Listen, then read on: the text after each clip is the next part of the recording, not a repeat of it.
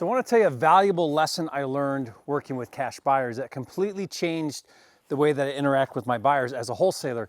Years ago, I'd gotten this property under contract, and it was a commercial property. And the thing about this deal was it was in a really amazing location. It was in downtown Royal Oak in Detroit, Metro Detroit, where I lived. And it was across from this really high-end restaurant, like Kid Rock partied there. And so it was in this really great location. And I had found a buyer for this property, and my wholesale fee was like $100,000. It was a commercial property. First time I wholesaled, second time maybe I wholesaled a commercial deal. I found my buyer, and it just so happened that my buyer was Middle Eastern. And that's significant because Middle Eastern people, their culture is to negotiate and renegotiate all the way up until closing. And that's exactly what happened. So I decided to do a double closing. So I decided to do a double closing to not disclose my wholesale fee.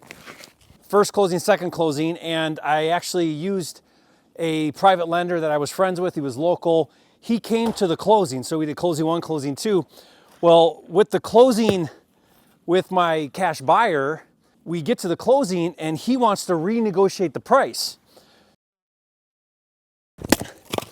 We're sitting there closing and he says, I don't want to pay this price.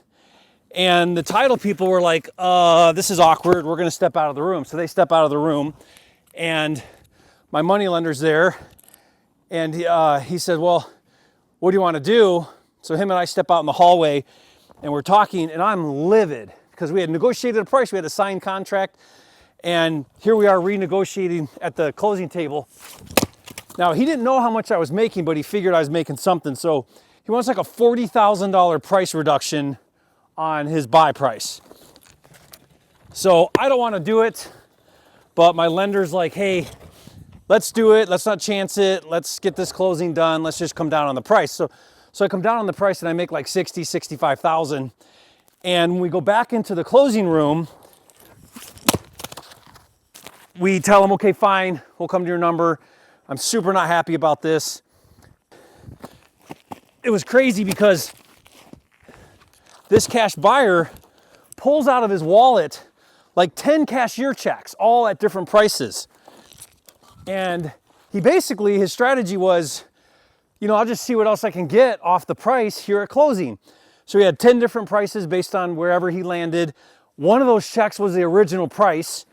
So he's thumbing through these cashier checks, finds the one that was the price we renegotiated, sets it down on the table and says, I'm ready to sign.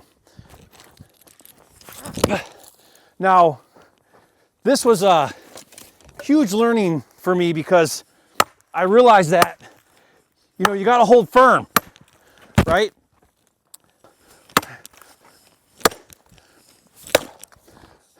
So here's my big takeaway from that experience.